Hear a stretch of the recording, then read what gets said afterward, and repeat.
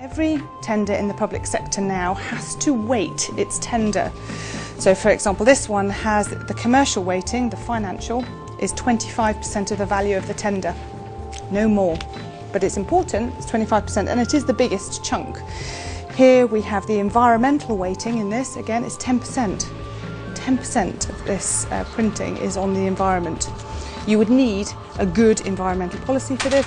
You would need to prove it. You would need to be robust in that.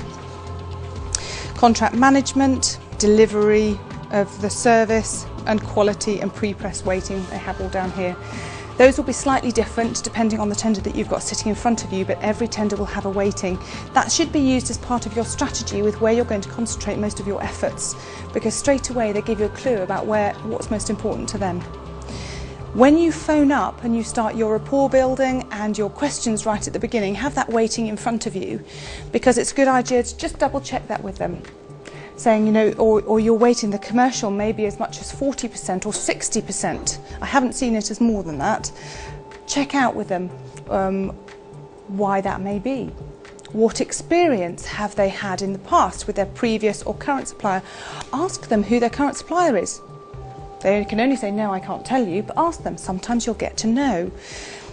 Because there are people behind this process, and you will find in every organisation those people have scars. Those people have backgrounds, those people have experiences, good and bad, and they will want to cover those places that hurt with you supplying.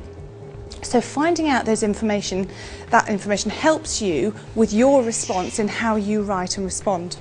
For example, I had a client with a big tender over Christmas we were doing, and this public body had had this tender process just 3 months before and awarded the contract, and these people turned up to deliver. They got through the whole thing, got the contract award, and within 4 weeks had gone, just disappeared off the face of the planet and could not deliver. So next time they did it, which was just 3 months in, the detail that they were asking was incredible, but their emphasis was upon your implementation plan. How are you going to implement it? How are you going to deliver it? Prove to me that you are going to be able to deliver it. And the energy that we had to put into that particular section was huge because they had a scar, because of what they'd experienced. It helps us understand, it helps us deliver what is important to them. So, and in some places that was more important than the technical stuff, which was obviously an important part of service delivery, but they needed to know that we could deliver and that we were serious. So that's really important as part of your strategy in winning.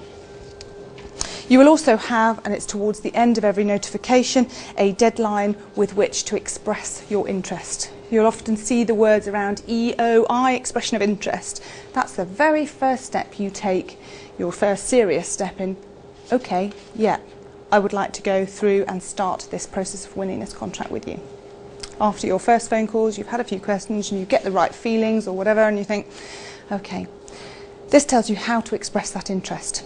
So it tells you who to write to, or who to email, or if it's an online procurement process, it will tell you the website you go in, how you log on, how you express that interest formally. Then from that expression of interest, after that deadline date, you will be sent their first pre-qualification questionnaire, which we'll do in a minute. Then you have the sections at the end for additional complementary information. You don't have to put anything in here, but sometimes it's worth having that extra detail. And that's it for this one that I've got in my hand.